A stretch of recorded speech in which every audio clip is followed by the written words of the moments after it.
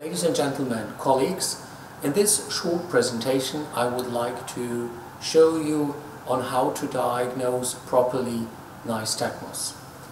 On the first video, the word nystagmus comes from the Greek term nystagmus, and this means getting tired, falling asleep, being drowsy.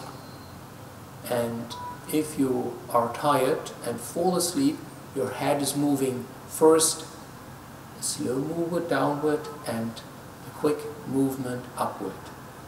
And this is the background for the term nystagmus. And the nystagmus most often also have a slow phase, which is the pathological phase, and the quick phase, which brings the eyes back to the primary position. And it's important to note that the direction of a nystagmus is given according to the quick phase. If a patient comes with acute vertigo, dizziness, postural imbalance, or so-called oscillopsia, that means an apparent movement of the visual surrounding, it is essential that you look for a nystagmus in this patient.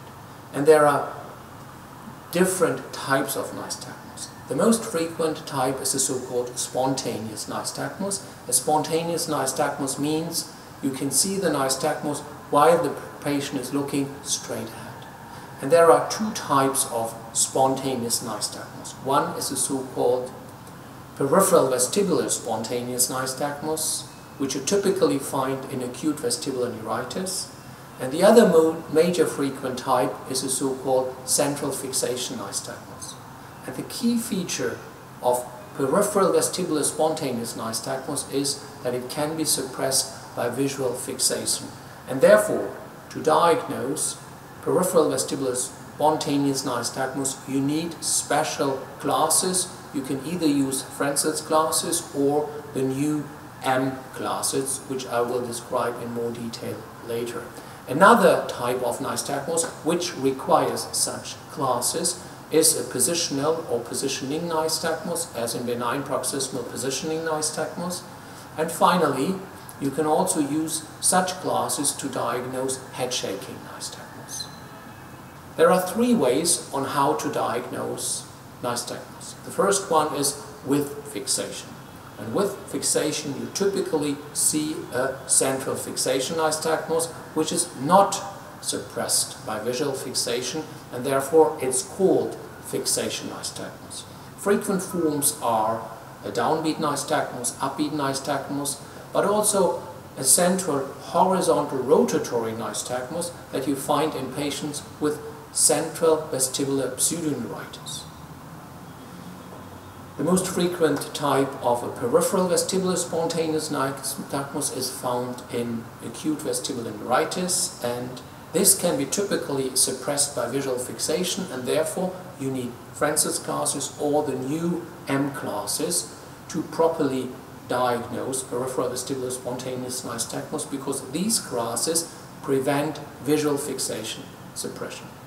And the third type is positioning nystagmus. Since this type is a peripheral nystagmus, it can also be suppressed by visual fixation, and therefore the examination requires M glasses too. Here you see on the left side typical Frenzel's goggles, and on the right side the new M glasses. Both have the same diopters, about 16 diopters, which are necessary to prevent visual fixation suppression of the nystagmus.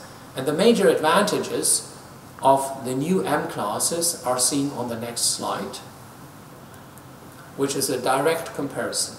And here you can see a typical example of a patient who had an acute vestibular neuritis. This patient is able to suppress the nystagmus. If you use the new M glasses, you can clearly diagnose the peripheral vestibular spontaneous nystagmus, and to prove the diagnosis you also have to perform the head impulse test. Here's another direct comparison. On the left side you see a patient with an acute vestibular neuritis, which can be suppressed by visual fixation suppression, which you can see when you use the M classes, and on the right side you see a patient with a central fixation nystagmus in left-sided Wallenberg syndrome, and typically this patient cannot suppress the nystagmus. The central fixation nystagmus, they would like to suppress the nystagmus by retinal slip, but due to the central lesion they are not able to do so.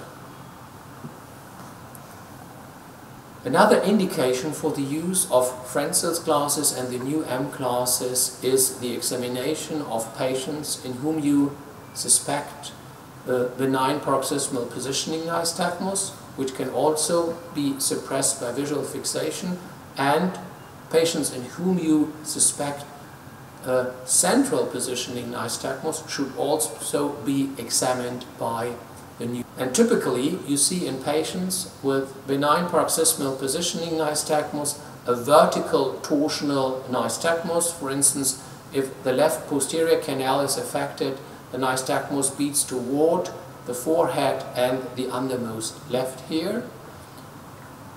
To see this nystagmus much better and to prevent visual fixation, suppression of the nystagmus, you need Frenzel's glasses or the new device.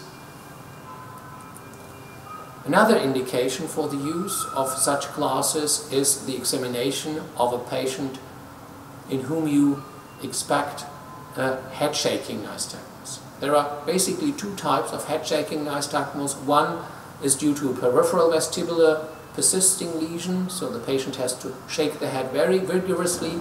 Then you put on the glasses and you can easily identify the head shaking nystagmus. There's one special situation in patients who have a central problem. In these patients, in particular those with a cerebellar dysfunction, horizontal head shaking induces a vertical nystagmus. This is so-called cross-coupling, and sometimes it's the only clinical sign of a cerebellar dysfunction. So to summarize this up, patients in whom you suspect a nystagmus should be examined in three ways. First, with fixation. Second, with special glasses. And third, while doing the positioning maneuvers. And what are the indications for the new M classes? First, patients in whom you suspect a spontaneous nystagmus to differentiate between peripheral and central. Second, patients in whom you suspect a benign paroxysmal positioning nystagmus or a central positioning nystagmus. And third, patients in whom you do an examination for a head shaking nystagmus.